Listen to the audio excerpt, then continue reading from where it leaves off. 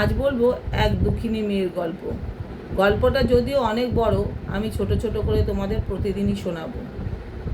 মেয়েটি খুবই নিম্ন মধ্যবিত্ত ঘরে তার জন্ম হয়, সেখানে সে বড় হয়। খুব বড় না হতে 18-19 বছর বয়সেই তার হঠাৎ করে না দেখাতেই সম্বন্ধতে বিয়ে হয়ে যায়। পাত্রও দেখে না পাত্রীকে, পাত্রীও দেখে না পাত্রকে। এইভাবে করে গার্জিয়ানদের মতে তার বিয়ে হয়ে যায়। বিয়ের পরে সে বুঝতে পারে আসল জীবনটা কি আর কতটা জীবন কঠিন।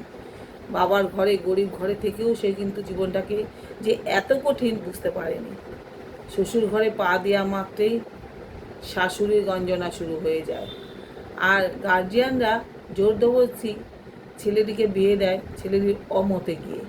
মেয়েটির বাড়ি থেকে সবারই মত ছিল মেয়েটি তো খুবই ছোট, বাবা মার মতেই মত, এইভাবে করে তাদের বিয়ে হয়।